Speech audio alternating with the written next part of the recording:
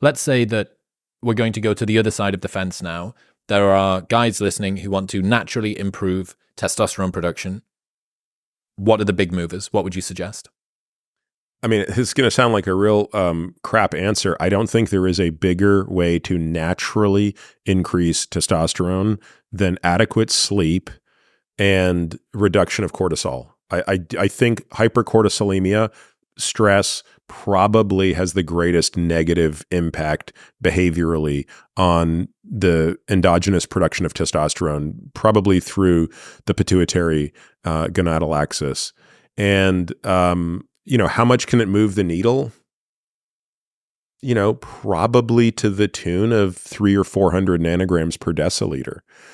So if you're not sleeping well and you're under a lot of stress, it's very easy to end up hypogonadal. And therefore fixing that, I think, is far more beneficial than sort of the litany of supplements out there that may or may not have marginal benefit. So now for women, there's a different answer, but for men, I would say that that's the answer. The hard charging dude that's, maybe mid-20s, crushing it in the office, going to the gym, maybe partying on a weekend once or twice, bit of alcohol, whatever. This becomes kind of a vicious feedback loop, which is precisely why men are looking to things like TRT, because of how hard they're potentially pushing themselves during the week. Yeah, and I think that, so to that guy, what I would say is, why do you want to replace your testosterone? So let's say he goes and gets checked out and his testosterone is 300 nanograms per deciliter, which, probably puts him at the 10th percentile for a man his age. So undoubtedly that would qualify as hypogonadism. So the question is, do you want to fix that because you don't like the number? Or is there a symptom we're trying to fix? And if the symptom is what we're trying to fix, then I would say let's fix that symptom, i.e. poor energy, poor mood, poor libido. Let's fix that symptom by fixing these other things over here. And by the way, along the way, we might also improve your testosterone. But again, I guess I don't treat that type of patient. So maybe someone who does is listening to me and saying, well, you don't understand. And, that guy, even though he's only 24, we're never going to get him out of that spiral if we don't normalize his testosterone. And, again, that wouldn't be my approach, but I want to be mindful of talking about something I don't do for a living. What about women?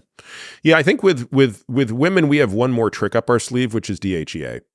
So again, doing all of the normal behavioral stuff, but it's a little harder to make the connection in women. And this is something I actually learned kind of recently, because I used to be very dismissive of DHEA because in men it has no effect whatsoever. But DHEA, of course, is what allows for adrenal production of testosterone.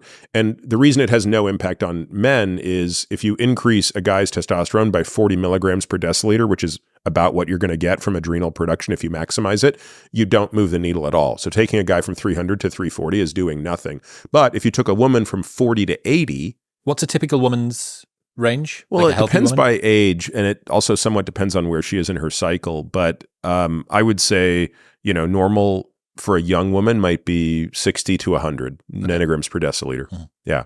So if a woman is, symptomatic and she's 30 and you take her from 30 up to 70 with just the addition of oral DHEA, that's a win. Are there risks? The biggest risks for women at that level are, the side effects, I would say, right? So you're looking at increased acne, maybe body hair. At that level, you're not going to get any of the other real risks that we see with TRT lower voice, in women. blah, blah, blah. Yeah, clitoral enlargement, voice deepening, and all that stuff. You're not going to get that at those doses. Have you got an opinion on the NoFap movement? That's something that's put forward as a potential solution for guys with low T. I'm sorry, I don't even know what it is. Let me teach you about NoFap. This is my speciality. It's men purposefully abstaining from orgasm, either from themselves or with other people. Why? Because it's an internet subculture and the internet likes trends.